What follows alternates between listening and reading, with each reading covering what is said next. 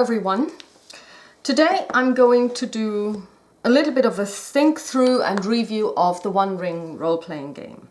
For those of you who are absolutely in love with this system, please switch off now because you will not hear your sentiments echoed in this video, and that's already giving it away.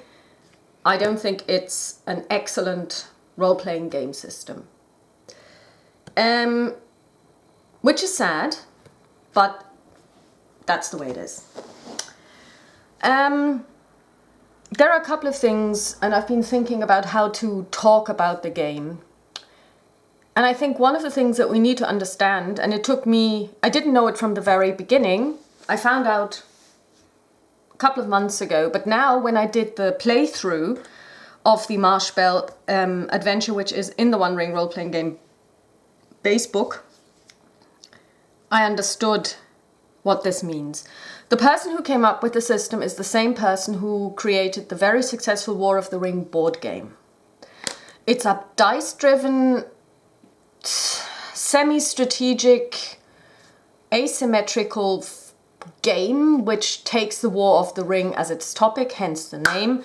It's widely successful, has been around for a good while. I own a copy myself. I've never played it. There is a solo variant out there which doesn't appeal to me. I just wanted to own it because it is Tolkien and it is a game, and I'm supposed to, and I suppose it's a good game as well, and God knows, maybe one day I will find someone who will actually play it with me, but you know, you never know. Anyway, the rules themselves are good and bad. They are very good as a book. I actually read them cover to cover in one go. They read like a book.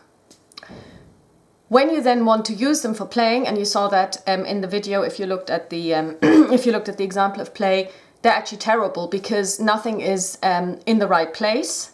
You have to cross-reference different parts of the book. There's even a table of contents for the tables in the index that shows you that they realized, oopsie, our tables are really important because this is a role-playing game with double L. It's all about rolling dice. And you need those tables, and then they realize that they're not really easy to find because it's not done very intuitively, so they actually give you a list and where to find them, which basically showed to me that there was going to be something terrible happening when I was playing, and it turned out to be true. The sad thing about this is that the supplements, the world-building supplements, most of which have been written by Gareth Ryder Hanrahan, are superb. They really show a deep knowledge of Tolkien's world. They do world-building in a very sensitive manner. So if you are a Tolkien purist, they won't bombard you with things where you go, that would never happen, that's not in Tolkien.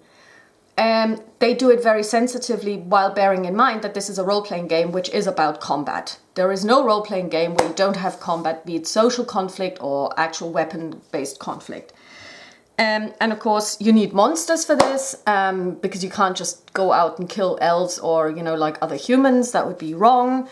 This is not Skyrim where you just, oh yeah, you're a bandit, or you're just anyone. I'll just kill you. You know, it has to have a reason. So they came up with lots of monsters that do not exist in the Lord of the Rings, but some of which are in some shape or form in Tolkien. I mean, a lot of people don't know that Tolkien actually has a vampire as well. And werewolves are in his books as well. They are mentioned, so they do exist in his universe. Maybe not at the same time as the Lord of the Rings, but in his oeuvre as a whole, they do exist, so it's okay to have them there. And then, of course, they came up with some that don't exist, that they just made up, and even evil human beings, which, of course, do exist in Tolkien as well.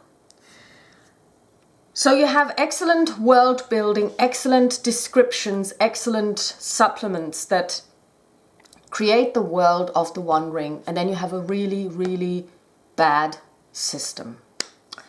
And I'm not saying this lightly. Number one, it is a game which shows that the person who invented it is a board gamer, and I'm going to prove my point. Number two, it is a game that is solely concentrated on the lore master, i.e. the GM. There is one phase which I didn't show, which is the kind of like ramp up phase at the end of a year. The game is played in years, where you go through a narration. And mostly this narration is done by the lawmaster himself or herself. There is one way in which one of the players, or maybe even more if they are really lucky, can earn the right to, and it's really like earning the ability of contributing to this phase. But other than that, it's done by the lawmaster, which I find is really weird because it really concentrates all the work, but also all the enjoyment, I would say, on the lawmaster, and everybody else is just constantly rolling dice. So, let's start with one thing that I really like about the game, and that is the combat system. As we showed in the example of play, combat is done in rounds. There is nothing weird about this. But you have the ambush phase where you basically see, is somebody surprised, who has the initiative? You know, it's a different way of actually rolling initiative. It's maybe a little more complex, but I like it in its realism, or trying to be realistic. So that's good. Then you have the combat stances. Now, they didn't become as apparent in the game that I was playing because I only had 2 people, 2 player characters. But the way combat works is as follows. There are 4 stances. You have forward, open, defensive, and rearward. And with each of these, a base TN is associated. The further you are at the front, which makes sense, if you're in the forward stance, your combat TN is 6. Open is 9, defensive is 12, and rearward is 12. And they can only do ranged. But also these guys can only be reached by ranged combat. So if you've got a squishy person, and in D&D or even in other role-playing games, it's quite often the wizard. We don't have wizards in this game, but you know, it's the squishy person who would stand back. So to hit those people you have to be ranged to begin to hit them, and it's also more difficult because you have a base TN of 12 plus the parry value of the person, and it's easiest to hit the people at the front. And I like this system because quite often, depending on how much the GM likes the relevant player, you might end up with, especially if you don't use miniatures, and most people these days don't use miniatures when they play role-playing games, so you have no idea where people are. You just say, oh yeah, I'm gonna run towards the nearest enemy. But what about the person who hangs back because they don't have many hit points left, or because they are squishy to begin with, like let's say your average magic user? They can say, well, I'm at the back, but still the GM can just direct people towards them, which is a lot difficult, which is impossible here, because if somebody takes a rearward stance because they have 2 other people forward or open,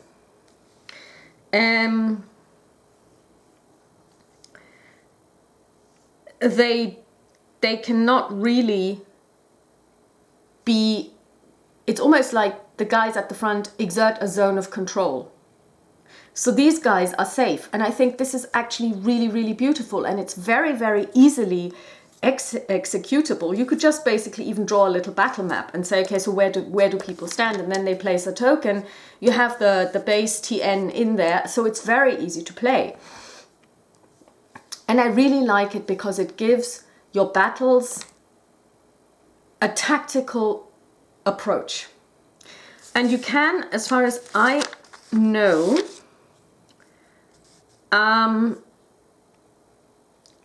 you can change your stance as well. So you could say, I want to be on the defensive because I'm low on endurance, which means you are much harder to hit, but it's also much harder for you to hit. And I really like that idea, that if you're really covering, you basically take a penalty. I know that in other areas this is done as well, where you say, you know, you feint, which means -1 to the person's, to the defender's armor class, but +1 to your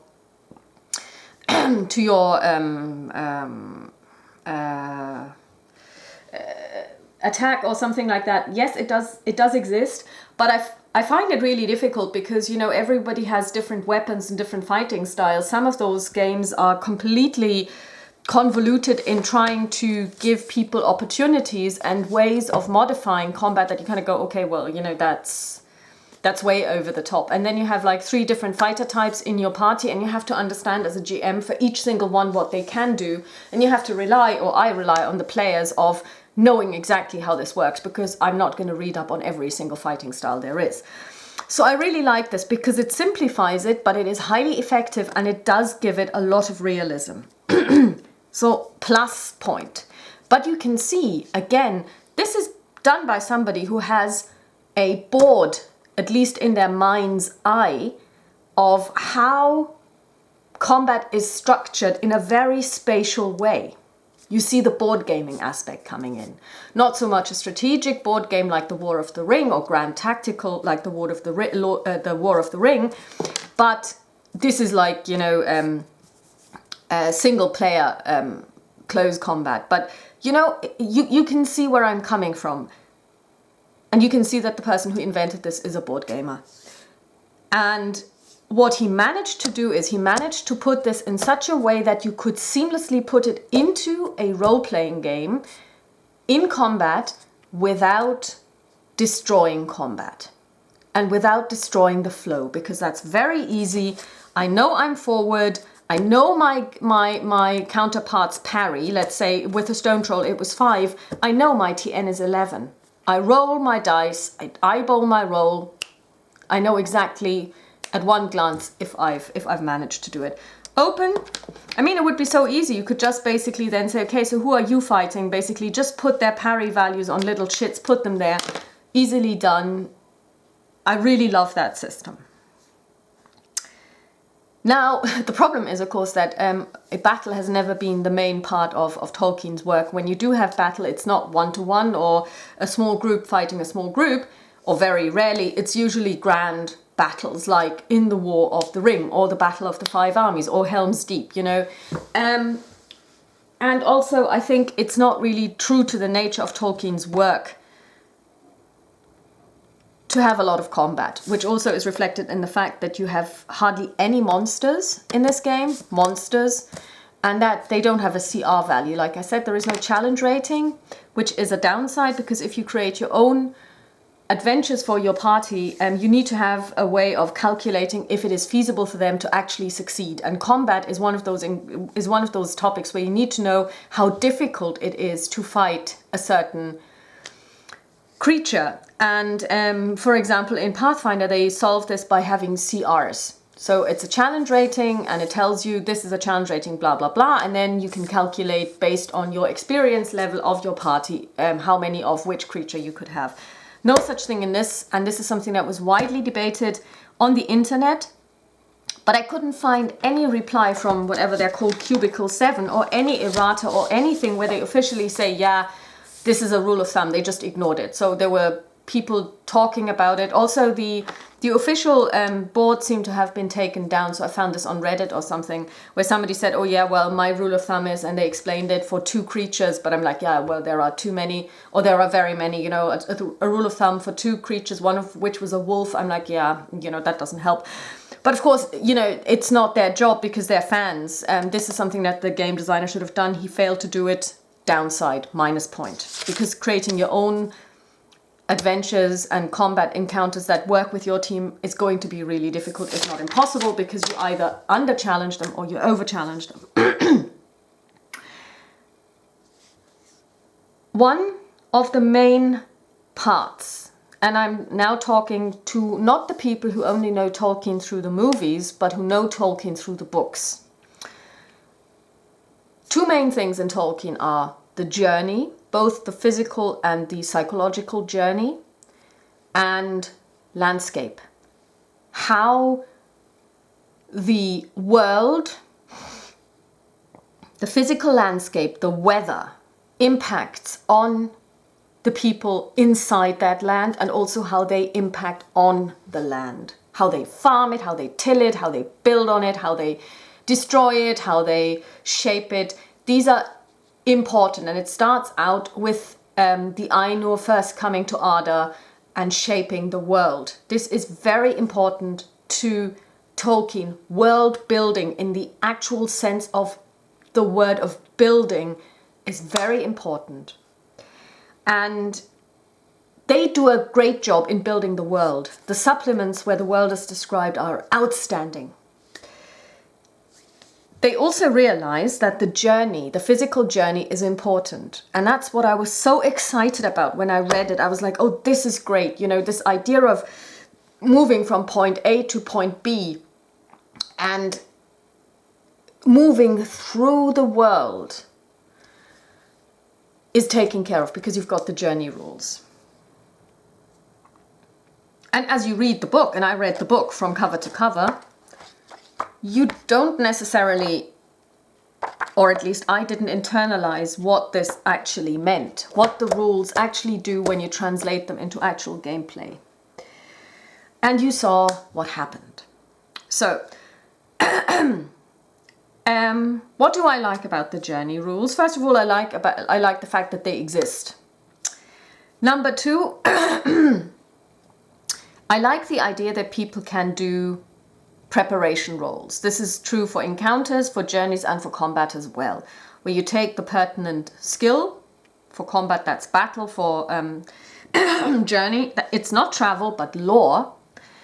And you just roll, and depending on the number of hits you get additional dice, which you can either use for yourself or which you can give to your teammates, as and when you have to do die rolling during the travel phase.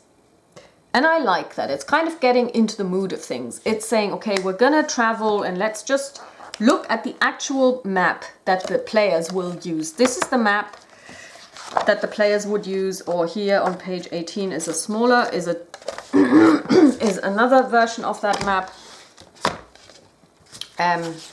So the players are going to be using this map. It's a beautiful map, wonderful, to plot their journey. So let's say we are up here in Dale, or let's say, Esgaroth. And we want to go to Beorn's house. And for some reason we decide to go this way. And this is actually a real example because it's later found in the book and I'm going to show it to you. So they say, okay, we're going to go up here north, past the Elven King's halls, but we're going to leave them to our left. Go north, underneath or to the south of the Grey Mountains, skirt around up here, go down here following the Anduin until we reach Beorn's house. Perfect. Job done. And now it's the Lawmaster's turn. And this is where I would say, go get a coffee, go for smokes, get something to eat. You might want to order in some Chinese because I've got something to do now. I sit down with this map, and this map is a hex map, like in a hex encounter game. Okay, so here we're in Esgaroth. Then I start counting hexes. 1, 2, 3, 4, 5, 6, 7, 8, 9, 10, 11, 12. That's the first leg. So I make a note. I write down 12. And I look at the legend and it says easy. Easy. Then I keep counting. 1, 2, 3, 4, 5, 6, 7, 8, 9, 10, 11, 12, 13, 14, 15, 16, 17. 17 at, oh, that's hard.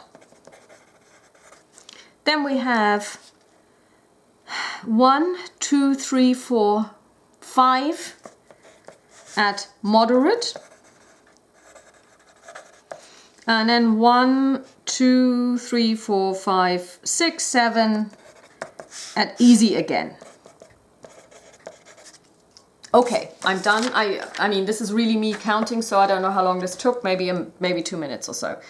Then I have to consult my terrain difficulty table. Easy means ×1. So we're talking 12 days. Hard means ×2. So we're talking about 34 days. Moderate means times 1.5. So we're at 7.5. And easy again is 7. So in total, we're talking about 46, 56, 60.5 days. Okay.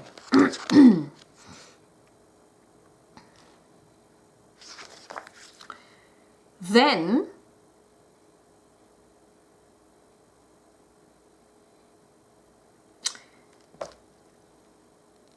sorry, that's a 60.5 actually traveled times 10. So we're talking about 605 miles.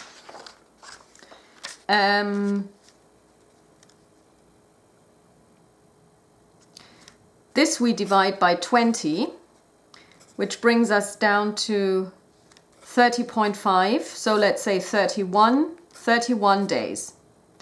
And then we say it's, let's say winter, or let's say spring. They then have to take 7 fatigue tests.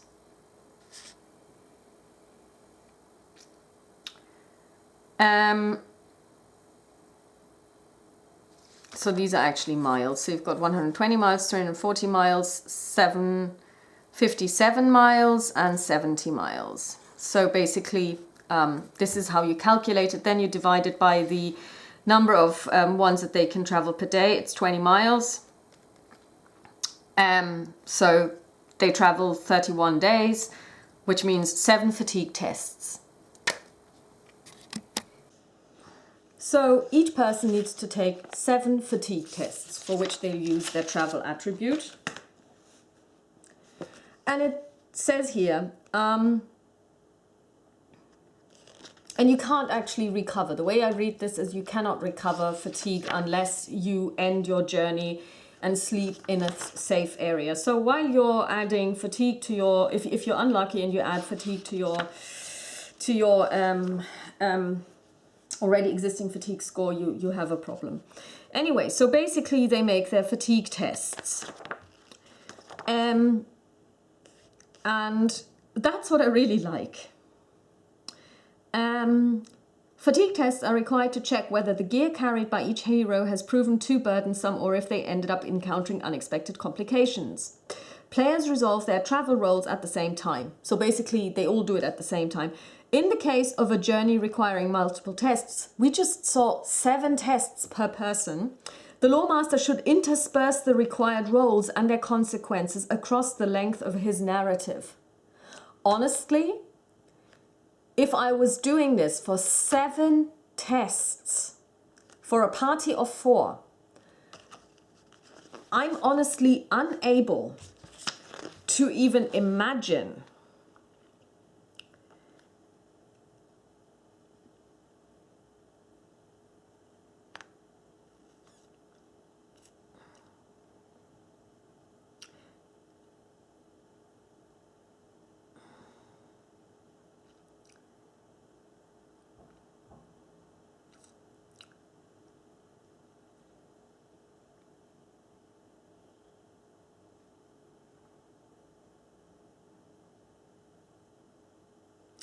I honestly have no idea.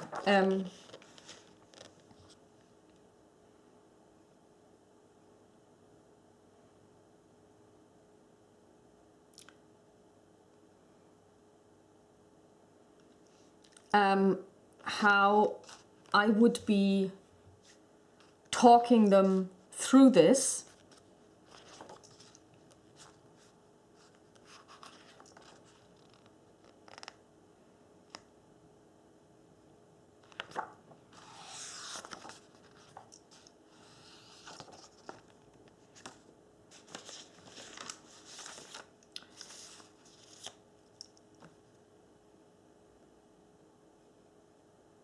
How I'm going to talk them through this to have 7 rolls interspersed. I mean, okay, we do the first roll. Let's say nothing happens. So I say, okay, well, you know, it's uneventful. I don't know enough, even with the great descriptions in the supplements about this region, to make this interesting. People would have to listen to me drone on for the equivalent of 30 days. And they actually have fewer days in here because it's one that they chose. And I'm not sure who made the mistake, if it was me or if it was them.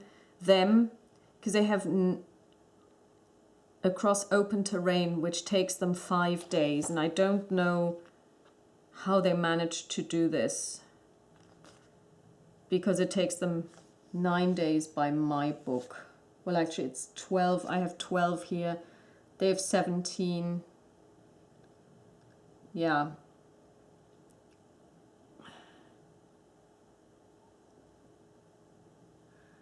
Five and 7, yeah. 5, 7, yeah. I don't know where they get the 90 from the borderlands up here. Okay, I start in Esgaroth. Okay, yeah, that does make a difference. They start 40 miles further to the north. That's fine. Anyway, so essentially, I wouldn't know how to tell them this story. Just imagine nothing happens. They all pass their fatigue tables, which means none of the hazards that are associated with the travel resolution kick in.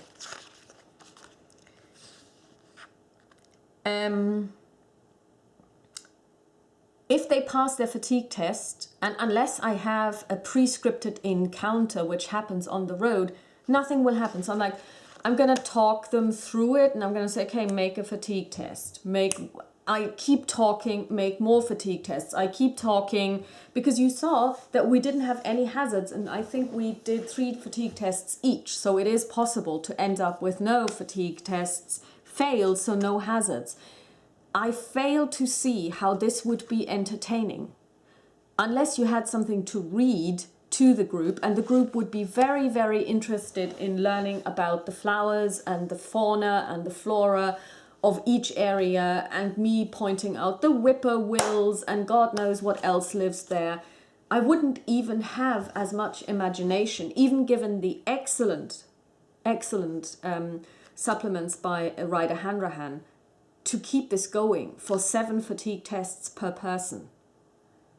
And this is where I think it's really interesting to see the role that the party plays as opposed to the lawmaster, because it's firmly in the hands of the lawmaster. The lawmaster needs to conjure up all of this, and the rest can roll dice. And only if they fail a dice roll will something happen where they have to do more. Other than that, they're just simply sitting there, listening.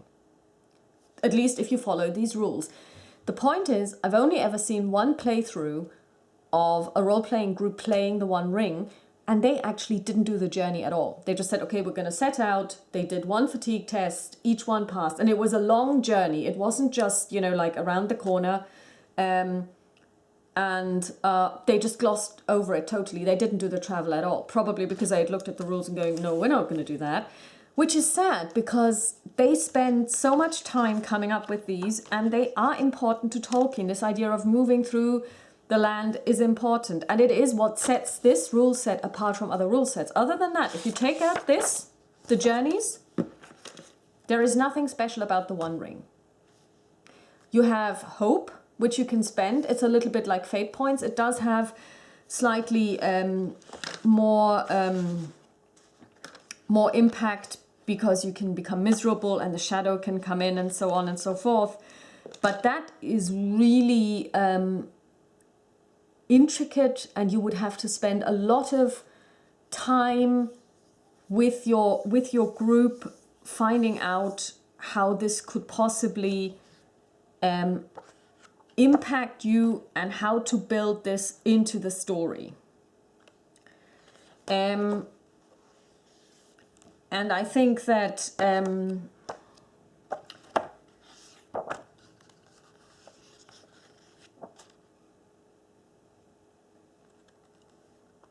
a lot of people would probably end their journey into the One Ring role-playing game even before they get there,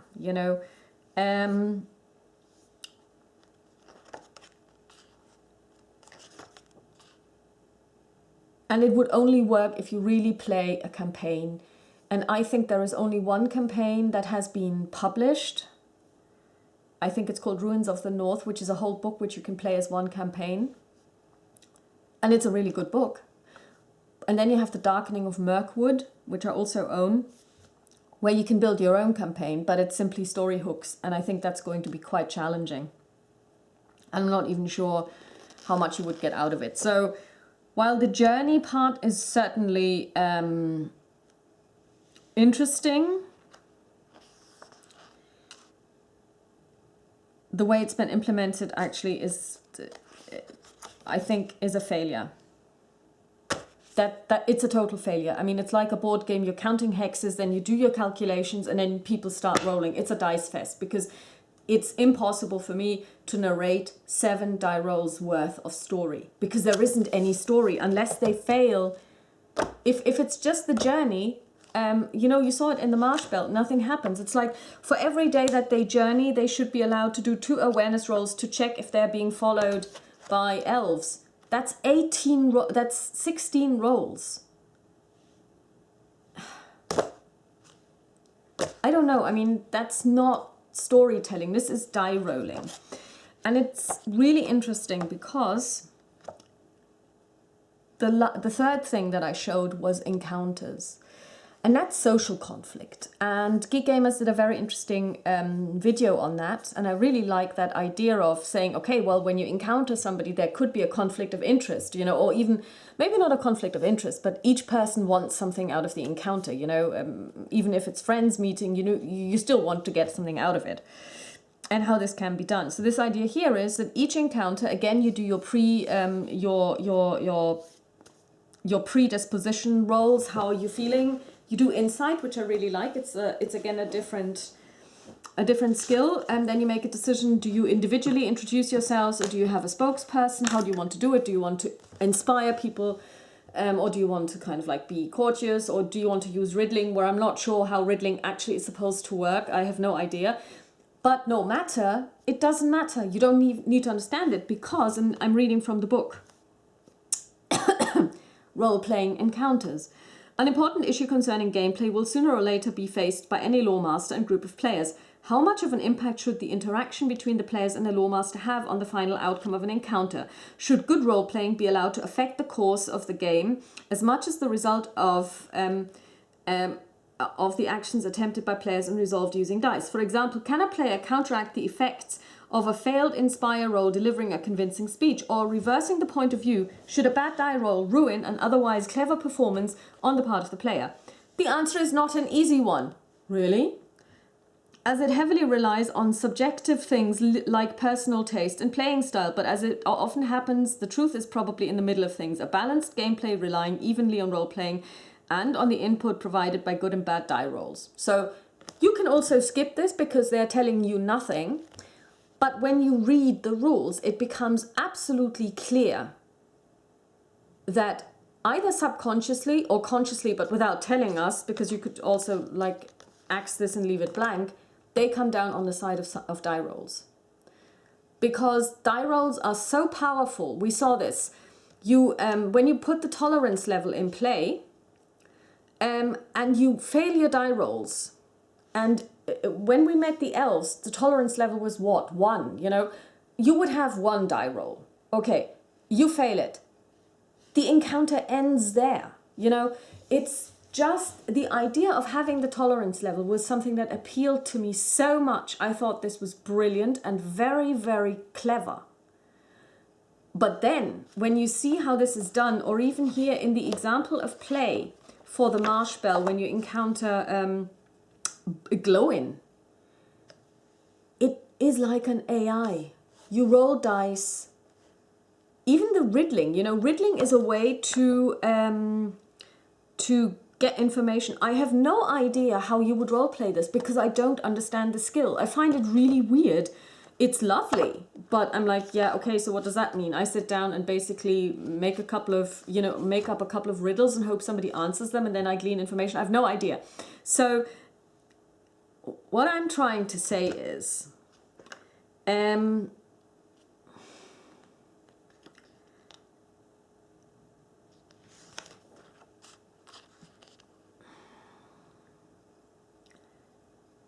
there is a lot of good stuff in here. So, for example, additional modifiers to the tolerance levels. But when you look at how the game implements them, it is down to die rolling. And that's where we get back to the board game experience. And I'm pretty sure that the author is very experienced when it comes to creating board games, because War of the Ring is a success. He's very bad at trying to put this into a role-playing environment because it isn't a cohesive game. And I think this is probably also why you can't really... I've tried to find people who play this game. I've tried YouTube, I've tried podcasts. I've seen one game played in German, and they actually played a whole scenario, but they left out the journey, and there was no encounters in kind of like this tolerance thing didn't happen. It was like a go there, find something, and then there was a combat. You could have played it using any system. You know, you could have used the D20 system. No difference. You know. Then there was two guys who were playing online. Well, basically they were using the radio. Sorry, not the radio. They were podcasting or whatever, and they were playing and they have a whole series, but I couldn't get into it for some reason because it was all over the place. It was really, and that's their play style and it works for them. But for all I know, they weren't even using the rules. You know, they were, it was very entertaining to listen to them. But if you want to see how the rules are used, you can't listen to them because they seem to be really just doing the storytelling, which is brilliant. But again, then you don't need this. You could use any rules for this, and then you only just need the supplements. And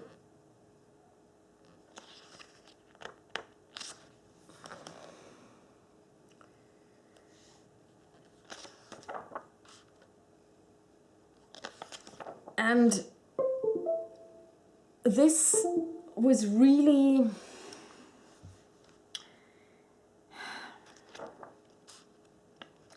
I mean, it's not the first Tolkien Lord of the Rings based role-playing game. There have been others.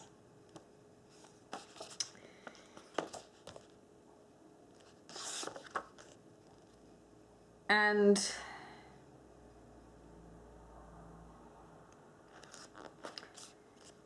there are very many things in here which I know, for example, from the White Wolf thing, like, you know, you have flaws, you have good things in your favor, you have degeneration, you can become more and more, you can sink into degeneracy and become an evil person. You know, it's a lot like the corruption that you find in the Middle-earth CCG, you know, where you can become more and more craven, as it were, and more degenerate, and where you can become, you know, when you fail your corruption test one too many times, you're just out of the game, and this can happen here as well.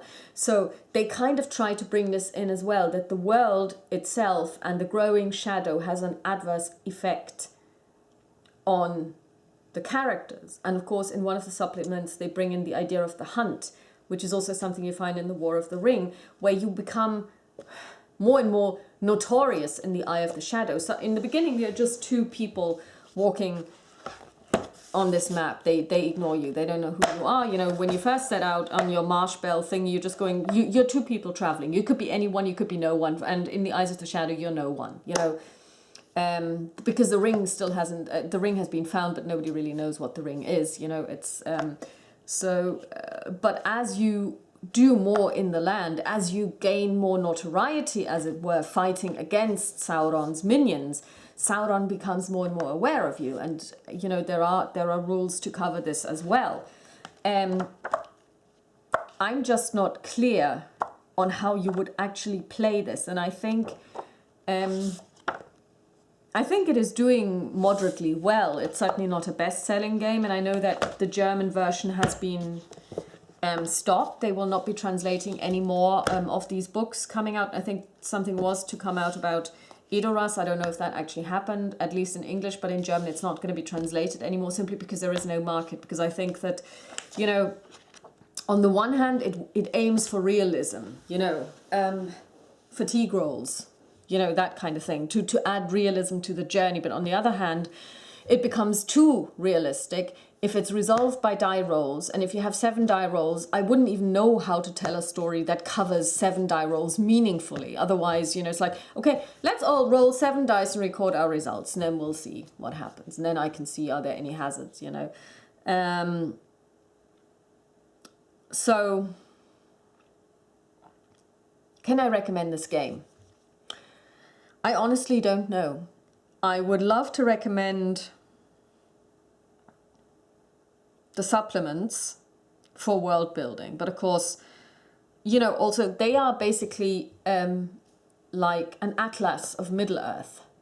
They've taken all of the regions and described them, come up with a history, well, not come up with a history, but describe the history, describe what it's like at the moment, what kind of creatures you can see, who you could encounter. Of course, those are made up because Tolkien didn't have these people or these creatures in his work, but of course they have to be there for role-playing game purposes. And they read brilliantly. Visually, they're not really pleasing. I mean, there isn't a lot of artwork in there, which I thought was a bit strange. And some of the artwork that is there is simply ugly. I was a bit surprised. I was like, okay, well, there is John Howe. I mean, I know that's expensive, but I mean, if you're going to draw someone and you're going to draw a face, try and make them look like they have a nose and eyes, because there was one picture of a person and, it looked like somebody was trying to draw and learning to draw, but didn't really know how to draw. So I was like, yeah, I don't know why you paid them for this. The art direction is somewhat lacking in this. Even here, I mean, the maps are beautiful, but yeah, some of the pictures are just less is more. I would have preferred them not to have them. And then there are pictures that are really, really good. But this one, for example, is terrible.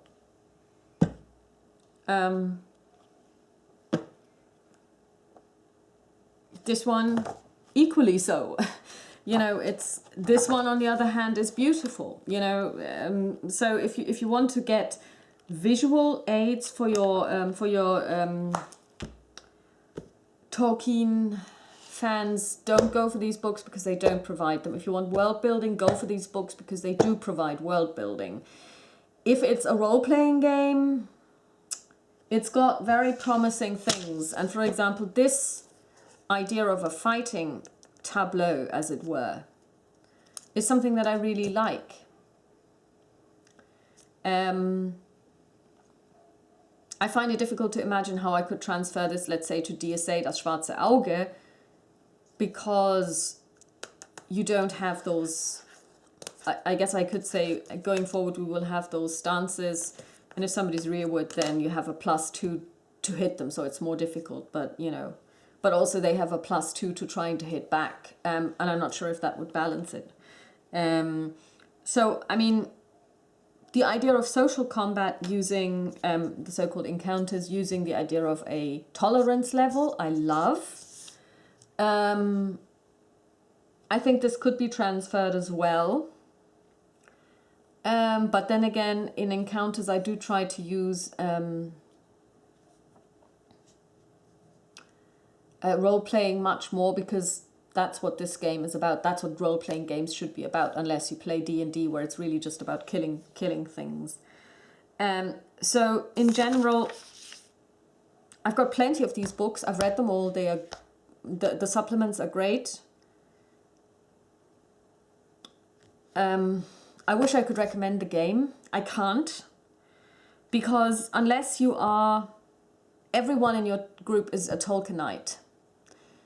You're all interested in, listening to the lawmaster talking incessantly, then that's for you. If you're the lawmaster and you love talking incessantly, it's for you. But you have to come up with lots of things to talk about. So that's going to be quite hard, because there's only, like I said, as far as I know, one campaign book. The rest you have to make up yourself. And that can be, if you need to spend 7 fatigue rolls worth of talking, that's going to be tough. Am I unhappy in invested in it? No, I'm not. I wish it had been different. but it isn't. So it was worth it. And if my failure to use or to play this game is any indication to you that you might not enjoy the game either, then I've saved you several €100 worth of money. So that's all from my end. Talk to you soon. Bye bye.